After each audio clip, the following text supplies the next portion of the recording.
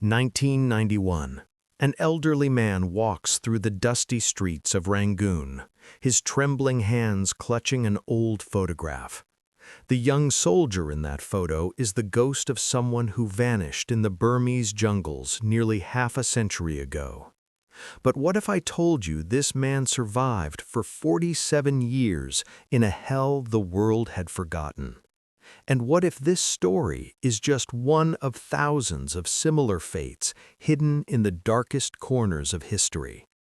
If this channel has ever moved you, please subscribe now and turn on notifications, because the story I'm about to tell will reveal one of the least known, most heartbreaking, and most heroic chapters of World War II.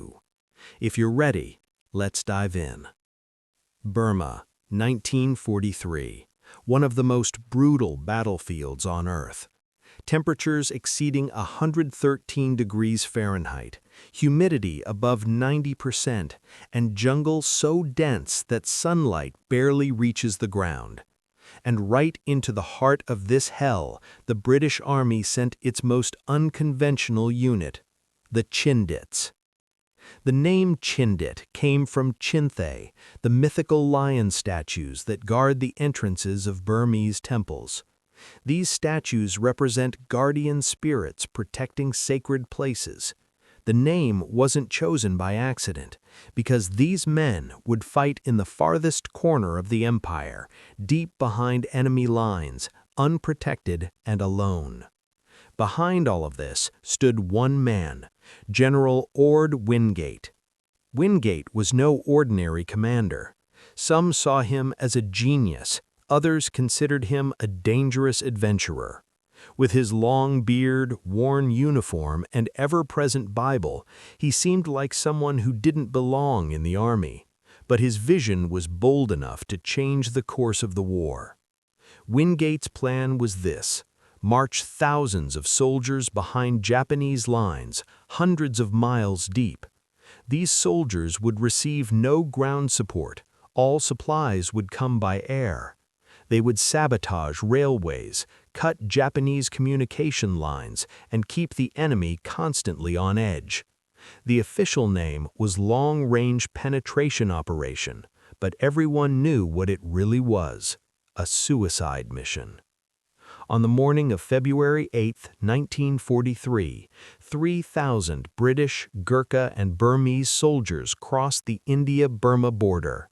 They carried 77 pounds on their backs, hundreds of mules beside them, and thousands of miles of hell ahead. Operation Longcloth had begun. The first days were relatively calm, but the jungle began extracting its toll before the enemy ever did. Thorny bamboo shredded uniforms and skin alike. Leeches latched onto exposed flesh at every opportunity. And the mosquitoes, they were harbingers of malaria. Every night, men had to sleep in wet mud. Their clothes rotted, their boots fell apart. But the real test hadn't even begun. By early March, the Chindits reached their main objective, the Mandalay-Myitkyina railway line. The column under Mike Calvert's command blew up the railway at 70 different points in a single night. The sound of explosions echoed for miles through the depths of the jungle. British soldiers were shattering the myth of Japanese invincibility. But the Japanese were furious, and they moved quickly for revenge. 2 full Japanese divisions were mobilized to hunt down the Chindits. The jungle had become a hunting ground, and the Chindits were the prey. Column commanders were forced to constantly relocate and change routes, but every day more soldiers were left behind. This is where one of history's most agonizing orders came into play. Wingate's command was clear and merciless: those who cannot walk will be left behind. Do you know what that meant? A soldier shaking with malaria, a comrade weakened by dysentery, a brother in arms with a sprained ankle. They were no longer part of the column. They would be abandoned in the middle of the jungle, behind Japanese lines, alone. Some officers resisted this order. They tried to carry the wounded, bore the weak on their backs, but the jungle showed no mercy. Every man carried slowed the column down, and slowness meant death. By April, the Chindits were shattered. Some columns managed to return to India, others were ambushed by the Japanese, and hundreds of soldiers, they simply vanished. Of the 3,000 soldiers, only 2,182 returned. But even that number didn't tell the whole story. Of those who came back, 600 would never return to active duty due to health problems. A term was even coined, Chindit syndrome, a deadly combination of malaria, dysentery, and septic wounds. But what about those who never came back? That's where the real story begins. 239 Chindit soldiers were confirmed as Japanese prisoners. These men were taken to Rangoon prison. Most were already on the verge of death from starvation and disease. The conditions in Japanese POW camps were well known: minimal hygiene, virtually no medical care, and constant torture. Records at the Imperial War Museum paint a heartbreaking picture. From May 1943 onward, every few days, 2 or 3 soldiers died. Names were crossed off the list one by one. The letters sent to families always carried the same cold phrase: "We regret to inform you that your son is missing in action." But what did missing really mean? Dead? Captured? Or still alive somewhere deep in the jungle? For many families, this question became a torture that lasted decades. Remember the name Roy Raz Pagani. This young British soldier managed to escape captivity 3 times during the war. He survived the German encirclement at Dunkirk. He escaped the Japanese when Singapore fell. And he became the only European to escape from the Death Railway, the infamous construction project where the Japanese killed thousands of prisoners of war. Pagani encountered the Karen tribe deep in the jungle, and there he found another British officer, Major Hugh Seagrim. This tall man, nicknamed Grandfather Longlegs, had voluntarily stayed behind when the Japanese invaded Burma. For 2.5 years, he waged guerrilla warfare alongside the Karen people. Seagrim's story is an epic of heroism and sacrifice. When the Japanese began attacking Karen villages to capture him, Seagrim made the decision to surrender. Why? Because he couldn't bear the thought of innocent people dying because of him. At his trial in Rangoon, he told the Japanese, "Don't punish these Karens. I'm the one who got them into trouble. This war is between the Japanese and the British, not between the Japanese and the Karens."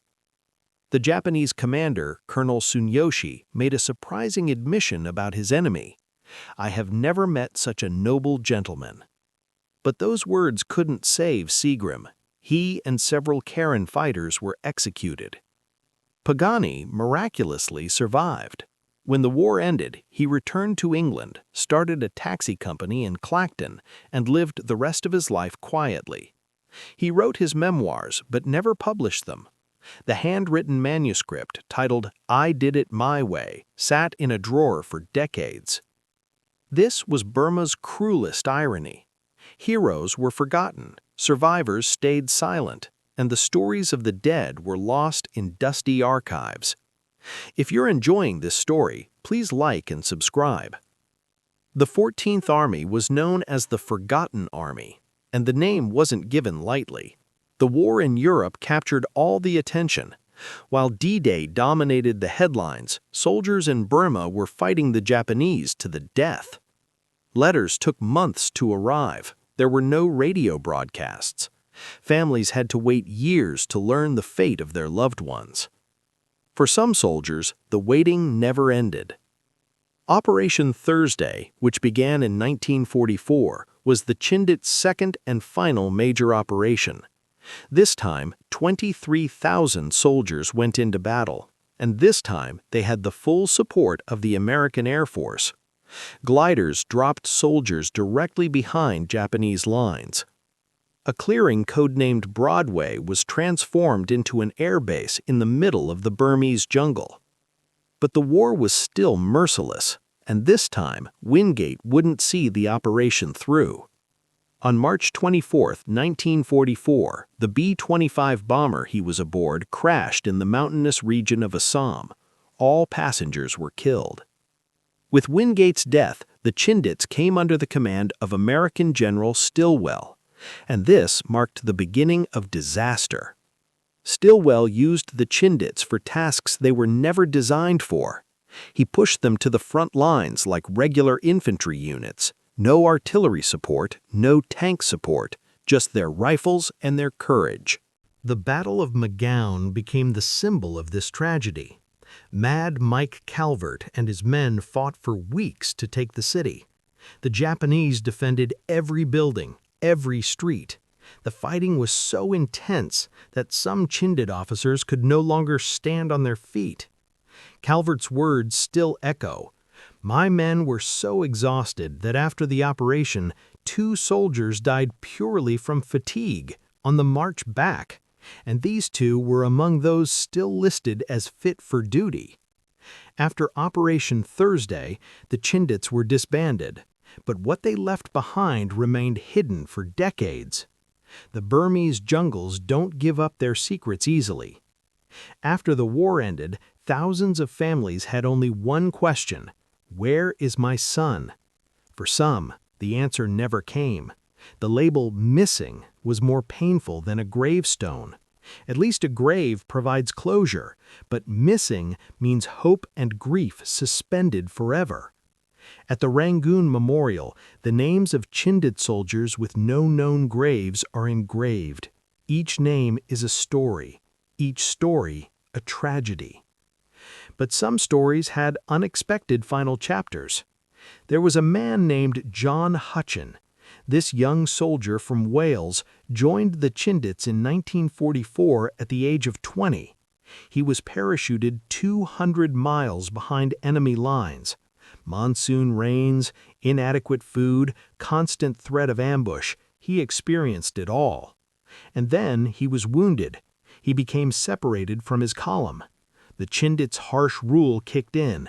Those who can't walk are left behind. Hutchin was left alone, in the middle of the Burmese jungle, in a region where the Japanese were everywhere. He walked for 4 days and 4 nights, alone, hungry, wounded, and finally he reached safety.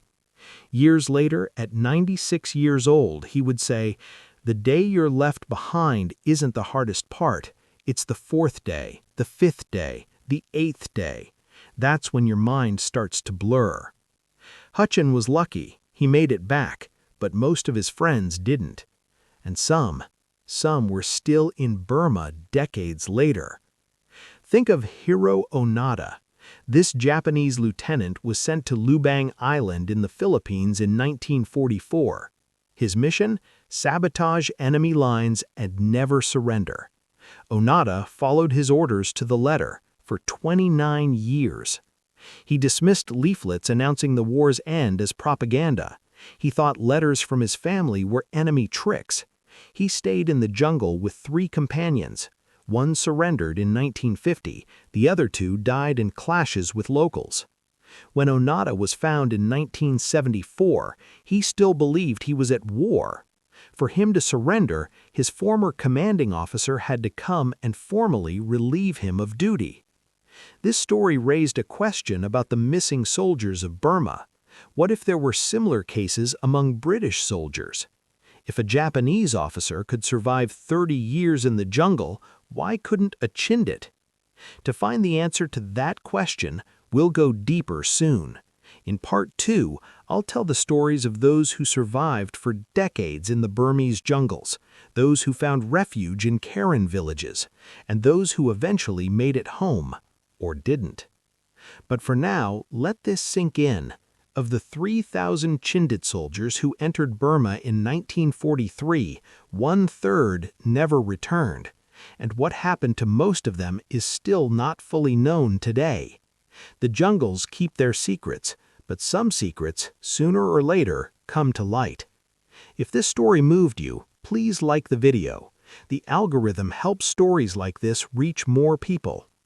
In Part 2, we'll explore how Hugh Seagrim formed a bond with the Karen people, the incredible details of Pagani's escape from the death railway, and the search for soldiers lost in Burma for decades. Because this isn't just a war story, this is the story of the forgotten, the abandoned, and those who never lost hope, even after all those years. And this story is far from over. Like, subscribe, and let's continue our story. Welcome to Part 2. We're picking up right where we left off. In Part 1, I told you how the Chindits were thrown into the Burmese hell and how thousands of soldiers disappeared. Now we'll dive into the stories behind those losses, the struggle for survival deep in the jungle, and the fates that remained hidden for decades. If you haven't subscribed to this channel yet, now is the time, because what I'm about to share in this episode is one of the least known but most powerful chapters of war history. Let's get into it. The jungles of Burma were among the most unforgiving landscapes on Earth, but these same jungles could also serve as a refuge for those who escaped or got lost. Japanese soldiers controlled the cities and main roads, but the depths of the forest were still full of unknowns, and for some soldiers, that mystery was their only chance of survival. Let me introduce you to the Karen people. This ethnic group lived in the mountainous eastern regions of Burma. During the British colonial period, the Karen had developed close ties with the British. Many had converted to Christianity and served in the British Army and police. And when the Japanese invaded Burma, the Karen remained loyal. That loyalty sometimes saved lives. Let's return to the story of Major Hugh Seagrim. This tall, thin British officer was assigned to the Burma Rifles in 1931. He fell in love with Burma. He formed a deep bond with the Karen, learned their language, and respected their culture. He was different from the colonial officers of his time. He rejected racial discrimination. He looked down on playing polo. The Karen began to see him as one of their own. When the Japanese invaded Burma in 1942, British forces were forced to retreat, but Seagrim volunteered to stay behind. His mission was to organize resistance among the Karen people, and he turned that mission into a cause he would dedicate the rest of his life to. For 2.5 years, Seagrim lived in the Karen hills. Villagers hid him, fed him, and protected him. In return, he gave them military training and taught them guerrilla tactics. Karen fighters ambushed Japanese patrols and sabotaged communication lines.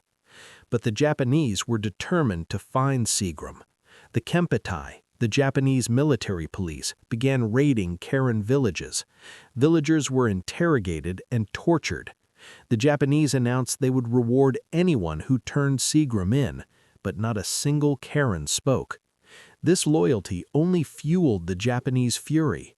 A group of Karen elders was gathered in Papoon and executed.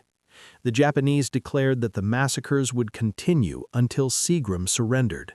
And at that moment, Seagrim made a decision that would go down in history.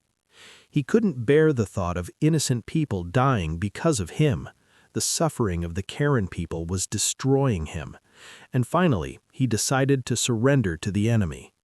When he was taken to Rangoon, captured Karen fighters were with him. Before the Japanese military tribunal, Seagrim defended them. He took full responsibility. He said the Karen had only followed his orders. His words at the trial are etched in history. "Don't punish these Karens. I'm the one who got all these Karens into trouble. This war is between the Japanese and the British, not between the Japanese and the Karens. Please release all these Karens." The Japanese judges were impressed, but wartime laws were merciless. Seagrim and 7 Karen fighters were sentenced to death. Before the execution, Kempeitai commander Colonel Tsuneyoshi made a surprising confession. "I have never met such a noble gentleman in my life." On September 2, 1944, Hugh Seagrim was executed by firing squad. He stood tall even as he died. The Karen people never forgot him. The nickname Grandfather Longlegs was passed down through generations. Long after the war, in 1946, Seagrim was posthumously awarded the George Cross. This was one of the highest honors a British soldier could receive. But Seagrim's story was just one part of the resistance in Burma. Roy or Raz Pagani's adventure was so incredible it could rival any action movie. Pagani was at Dunkirk in 1940. As the German encirclement tightened, thousands of British soldiers were trapped on the beach. Pagani took his chance and managed to escape. That was his first escape. If you're finding this story interesting, please like and subscribe. Thank you. He was then sent to the Far East. During the fall of Singapore, he was captured by the Japanese, but captivity couldn't stop him. He escaped a second time. But his third captivity was the most difficult. The Japanese sent him to the Death Railway. There are a few things you need to know about this railway. The Japanese wanted to build a 258-mile line connecting Thailand to Burma, and they built it on the bodies of prisoners of war. More than 60,000 Allied prisoners of war were forced to work on this line. Approximately 12,000 of them lost their lives. Starvation, disease, torture, and exhaustion. On average, 40 people died for every mile of track laid. Pagani was the only European to escape from this hell. His plan was simple but insane. Plunge into the jungle and walk to India. Thousands of miles, through Japanese-controlled territory. No map, no compass, almost no food. And then there was the problem of his physical appearance. Pagani had red hair and a huge tattoo on his back. He tried to pass as an Indian laborer, but it was impossible. In his own words, "I was spotted from a mile away." He walked for weeks. He received help from villagers. Some could have turned him in to the Japanese, but most stayed silent. And finally he reached Karen territory. There he heard about Seagrim's presence. Local guides took him to where Seagrim was hiding. The two men were completely different. Seagrim was tall, thin, introverted, and deeply religious. Pagani was short, stocky, combative, and adventurous. But they had something in common. Both were extraordinarily self-confident and prioritized survival above all else. They were like fire and water, a historian later wrote, but they got along extremely well. Together, they fought alongside Karen guerrillas against the Japanese. They set ambushes, gathered intelligence, and organized escape routes. But eventually, Pagani's luck ran out too. While trying to cross the Irrawaddy River, he was captured by pro-Japanese Burmese soldiers.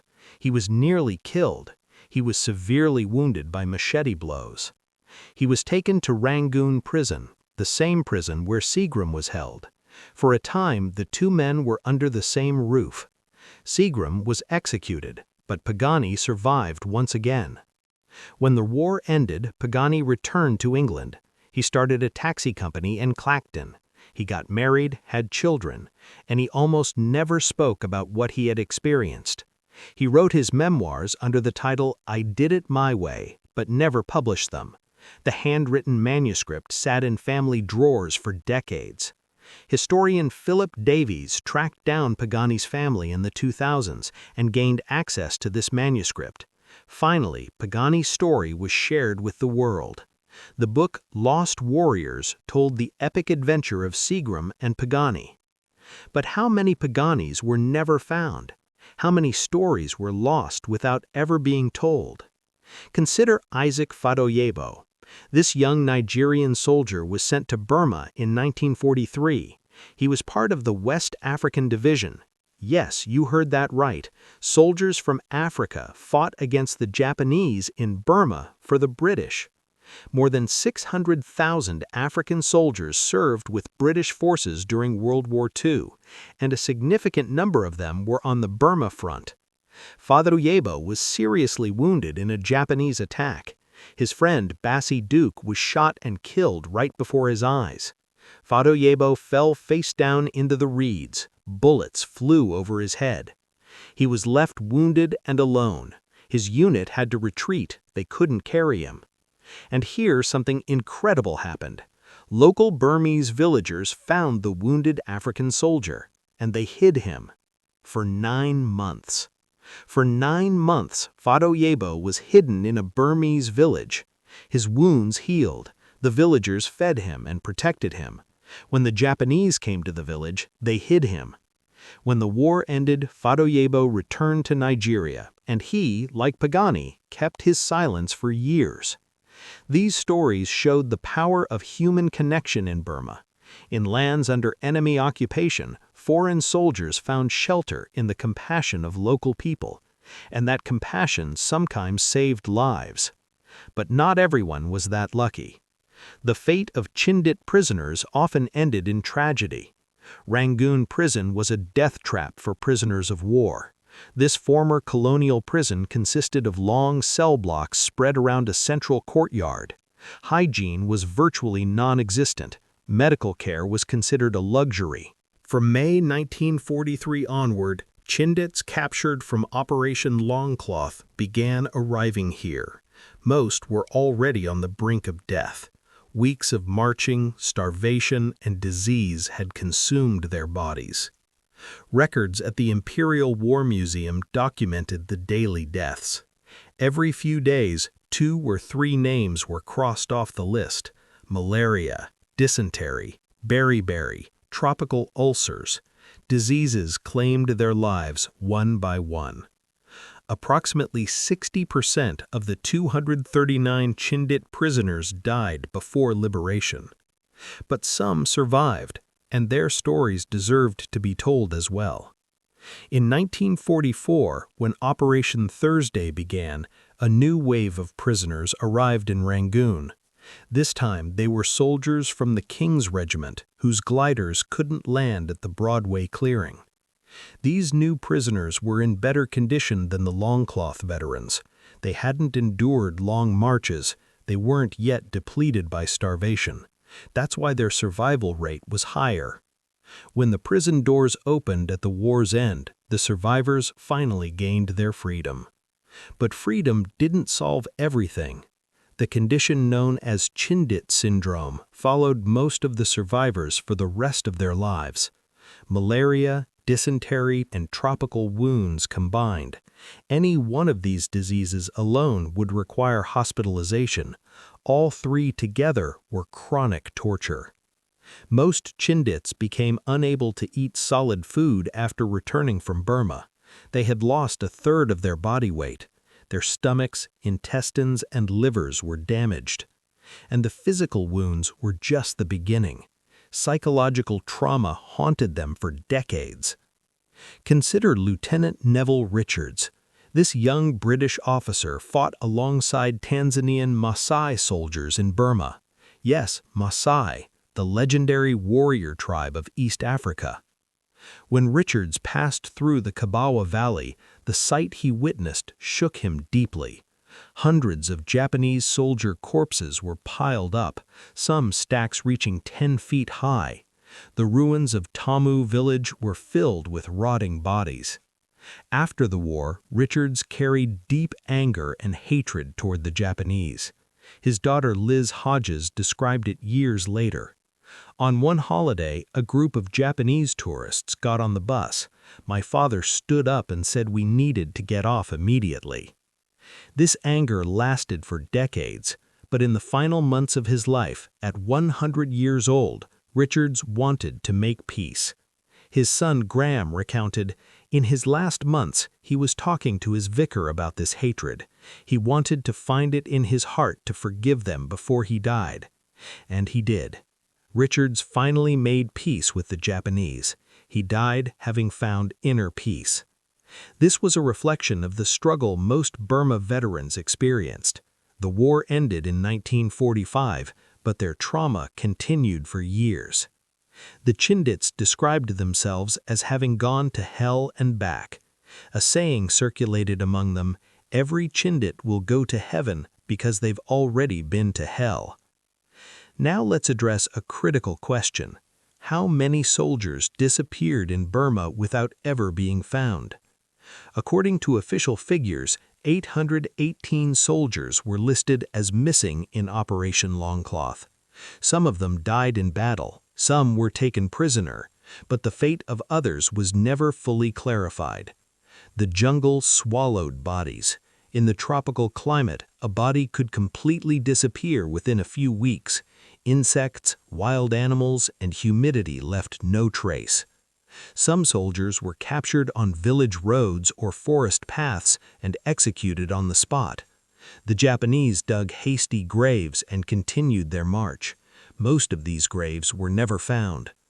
Others took refuge in local villages. Some recovered and eventually returned to India, but some stayed in Burma. In 1944, during Operation Thursday, Chindit units advancing behind Japanese lines made interesting discoveries. In some villages, they encountered Chindit prisoners from 1943. These men had been used as porters by the Japanese. The freed prisoners provided information about the comrades they had left behind. The fates of some names were learned this way, but most remained in the dark. Even decades after the war, families were still searching for answers. The Burma Star Association was the organization of war veterans. For years, it collected information about missing soldiers. Families were grateful for the smallest details: a letter, a photograph, a testimony. Anything could provide closure. But for some families, closure never came. The story of missing soldiers wasn't limited to the British. Among the Japanese, there were also last resistors, and their story offered a different perspective on the Burma losses. I briefly mentioned Hiroo Onoda in Part 1. This Japanese lieutenant continued fighting in the Philippines for 29 years, but he wasn't alone. Shoichi Yokoi hid in Guam for 28 years. In 1972, he was found by local hunters. He was living in an underground shelter he had dug himself by a riverbank. Teruo Nakamura stayed on Indonesia's Morotai Island for 29 years. In 1974, he was discovered along with the field he had planted himself. These Japanese soldiers had refused to believe the war was over, or more accurately, they couldn't accept surrender. In Japanese military culture, surrender was worse than death. So, were there similar cases among British soldiers? Definitive evidence is limited, but there are clues. In Karen territory, even decades after the war, stories of white men were told. Foreigners living in mountain villages, married to local women, blended into Karen life. How many of these stories are real, and how many are legend? It's hard to know. But we do know this: the jungles of Burma don't give up their secrets easily, and some secrets may never be fully revealed. The legacy of the Chindits wasn't just about losses and tragedies. Their operations affected the course of the war. The Japanese were so impressed by the threat the Chindits posed that they changed their own attack plans. The Imphal and Kohima offensives were partly a response to the Chindits. And those offensives were a disaster for the Japanese. The Japanese army in Burma was shattered. By 1945, they were completely defeated. The Chindits also became a model for future special forces: long-range penetration, aerial resupply, guerrilla tactics. All of these became cornerstones of modern special warfare doctrine. In 2015, the British Ministry of Defence established a new 77th Brigade. This unit specializes in cyber warfare and psychological operations, and it took its name from the Chindits. That famous Chinthe badge, the legendary lion, still shines on the shoulders of British soldiers today. But most importantly, there were the human stories of the Chindits. These men showed extraordinary resilience under extraordinary conditions. They fought against hunger, disease, and the enemy. They lost their friends. They faced their wounds. And then they came home, quietly, without fanfare. Most never spoke about what they experienced. Families learned what their fathers or grandfathers went through in Burma only years later. This silence was perhaps the greatest heroism. They buried their trauma deep inside and moved on with their lives. But their stories deserved to be told, and today it's our responsibility to tell them. In the third and final part, I'll explore Burma's current situation, the questions that still remain unanswered, and how the legacy of the Chindits lives on. I'll also discuss why this story isn't just history, it's an important lesson for today as well. If this episode moved you, please don't forget to like, subscribe, and share your thoughts in the comments. Because these stories only live when they're told, and the forgotten are only honored when they're remembered. See you in part 3. Let's continue. Welcome to the third and final part. In the first 2 episodes, I told you how the Chindits were thrown into the Burmese hell, how they survived deep in the jungle, and the fates that remained hidden for decades. Now we're opening the final act of this epic story, their legacy, the unanswered questions, and how these heroes are remembered today. But first, let me say this. If you've watched this 3-part series all the way to here, you're truly someone who values history. And if you haven't subscribed yet, now is the perfect time to hit that button, because on this channel, I'll be telling many more stories from the forgotten corners of history. If you're ready, let's move on to the final chapter of our story.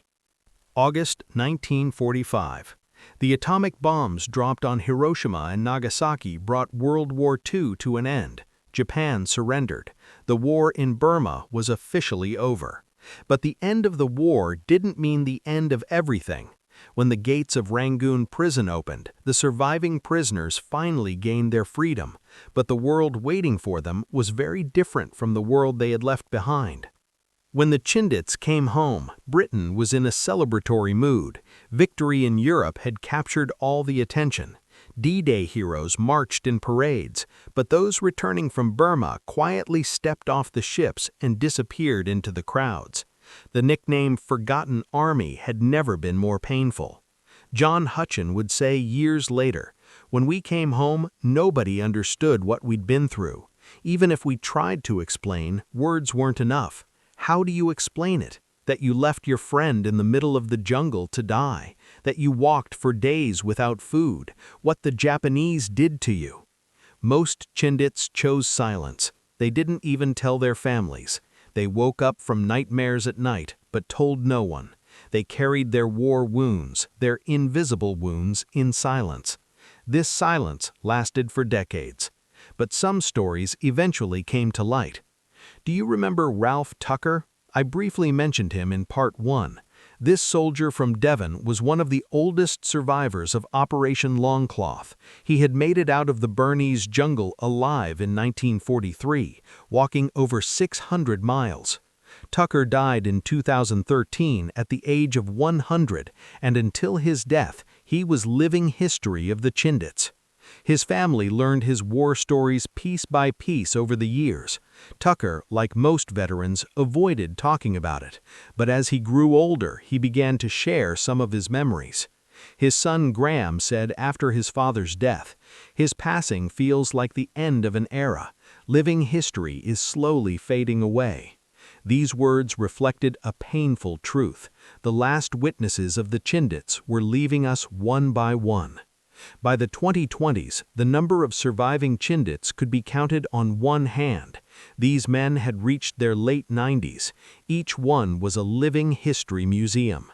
The Chindit Society was established to preserve the stories of these veterans. They held annual meetings, memorial ceremonies, and documentation efforts. But time marched on mercilessly. Today, nearly all of the Chindit veterans have passed away. What remains are their stories, their letters, their photographs, and archival documents. And of course, still unanswered questions. How many soldiers disappeared in the Burmese jungles without ever being found? Nobody knows the exact number. Official records show 818 losses in Operation Longcloth. In Operation Thursday, there were 1,394 dead and 2,434 wounded. But these numbers may not tell the complete picture. Some soldiers were listed as missing and never heard from again. Their families lived in uncertainty for decades. They didn't even have a gravestone to visit. The Rangoon Memorial bears the names of soldiers with no known graves. Each name represents a life. Each name symbolizes a family's unhealed wound. The Commonwealth War Graves Commission maintains the war cemeteries in Burma. Taukjian War Cemetery in the northern outskirts of Rangoon is the final resting place of thousands of soldiers. White headstones arranged in neat rows stand silently amidst the green of the forest. But some soldiers don't rest in any cemetery. Their bodies became one with the soil of the jungle, among the roots of trees, by the banks of rivers, near forgotten villages. Burma is now known as Myanmar, and this country still bears the scars of war. The Karen people continued their struggle after the war. When the British withdrew from Burma, the Karen were left behind. The promises made to them were not kept. Their dreams of independence never materialized. In 1949, the Karen National Union began an armed struggle. It became one of the longest-running civil wars in the world. It continued for over 70 years. One of the Karen fighters who had fought alongside Seagrim was General Tomla Ba. This young guerrilla became one of the leaders of the Karen resistance after the war. When he died in 2014 at the age of 94, he still spoke of Seagrim with respect. British historian and author Philip Davies visited the Karen region in the 2000s. He traced Seagrim's footsteps and followed Pagani's escape route. He spoke with elderly Karen villagers. What Davies recounted showed how deep the British-Karen bond was. Even decades later, Karen elders remembered grandfather Longlegs. Seagrim's sacrifice had been passed down through generations. British pilot Jim Gilmore traveled to the Karen region while researching his grandfather's Burma connection. What he saw there deeply moved him. The Karen veterans didn't complain, Gilmore said. They still saw themselves as part of the British Army, even if retired. They were loyal to the Crown. This loyalty surprised and moved me. This loyalty continued despite the feeling of abandonment. The British had left the Karen to their fate after the war, but the Karen continued to maintain their bond with the British. Perhaps this was Seagrim's true legacy. One man's sacrifice and honor lived on in the memory of a people for decades. Now let's look at the bigger picture. What was the military legacy of the Chindits? There's still debate among historians. Some argue that the Chindit operations were a military failure. Casualties were too high, and the results achieved were limited. The railways were repaired within a few weeks. The Japanese didn't suffer serious strategic damage. But other historians think differently. General William Slim, commander of the 14th Army, wrote after the war, "As a military operation, the raid was an expensive failure, but it was justified on psychological grounds. It was the triumph of British jungle warfare over the Japanese. And this psychological impact shouldn't be underestimated. In 1942, the Japanese seemed invincible. Hong Kong, Singapore, Malaya, Burma, they had crushed British forces everywhere. They were thought to be superior in jungle warfare. The Chindits shattered this myth. British soldiers could fight in the jungle too. They could infiltrate behind Japanese lines, conduct sabotage, and make it out alive. This morale boost was critically important for all Allied forces in Burma. The Japanese could be defeated, and this belief laid the foundation for the victories that followed. The Chindits also became pioneers of modern special forces. Long-range penetration, complete aerial resupply, extended operations behind enemy lines. All these concepts were tested and developed by the Chindits. The British SAS, American Green Berets, and other special forces drew lessons from the Chindit experience. Wingate's vision, as crazy as it seemed, shaped the wars of the future. In 2015, the British Ministry of Defense established a new unit, the 77th Brigade. This unit specializes in cyber warfare, psychological operations, and soft power. The number 77 wasn't a coincidence. The original Chindit unit was the 77th Indian Infantry Brigade. The new unit was claiming this legacy. And the Chinte badge, the legendary Burmese lion, shone on the shoulders of a new generation of British soldiers. But the most important legacy was perhaps the stories themselves. The Chindits showed extraordinary resilience under extraordinary conditions. Hunger, disease, enemy fire, the mercilessness of the jungle, they endured it all. And most of them quietly returned to normal lives after coming home.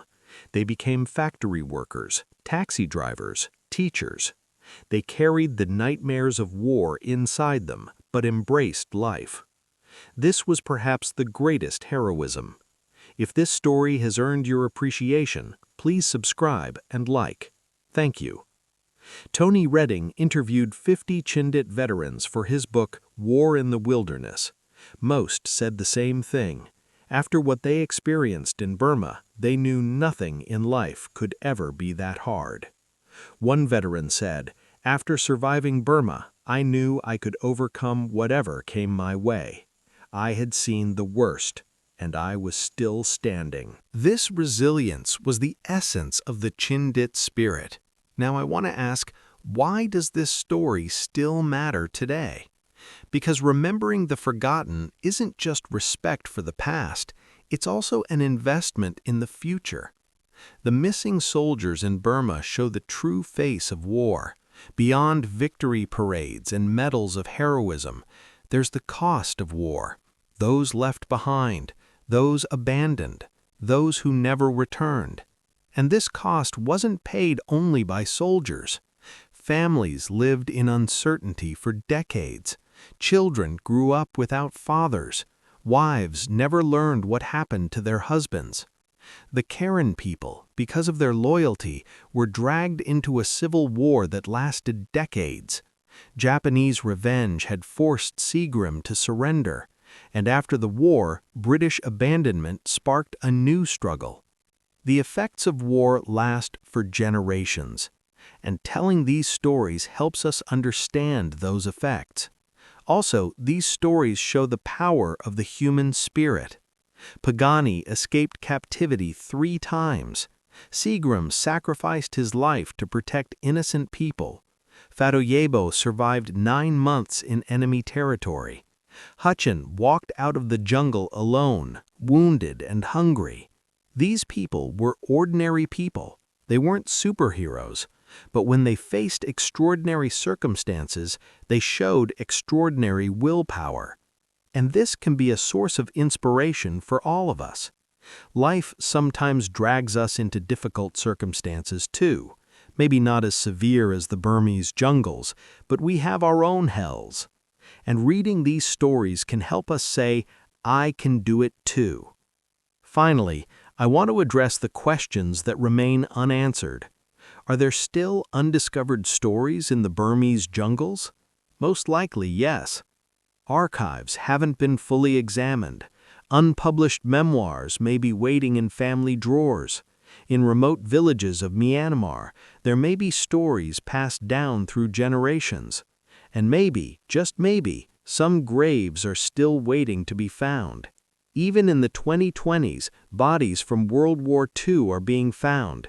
During new construction, in archaeological excavations, sometimes by accident. Every soldier found allows a family to have closure. The story of the Chindits hasn't been fully written yet, and perhaps it never will be, because the jungle won't give up all its secrets. but even what we know is an epic of courage, sacrifice, resilience, and friendship. An epic of moments when humanity shine in the midst of darkness. And this epic will live on as long as it's told. If you've watched this 3-part series, I have a request for you now. Like this video, subscribe to the channel, and turn on notifications. But most importantly, share this story with your friends, your family, anyone who's interested in history. Because 80 years ago, the Chindits were called the Forgotten Army, but we won't forget them. Write to me in the comments, which part of this story affected you the most? Does anyone in your family have a relative who fought in World War II? I'd love to hear their stories. And in the next video, I'll tell another story from the forgotten corners of history. What topic would you like? I'm waiting for your suggestions in the comments. I want to end with Hugh Seagrim's grandfather Longlegs' final words. As he stood before the firing squad, he turned to the Karen fighters and said, "Don't be afraid. This is not the end. It's only a new beginning." And perhaps he was right, because their stories are still being told today. The jungles of Burma keep their secrets, but their heroes are no longer forgotten. This was the end of our Forgotten Chindit Soldiers of Burma series. Thank you for watching. See you in the next video. Take care of yourselves. Goodbye. Don't forget to like, subscribe, and leave a comment.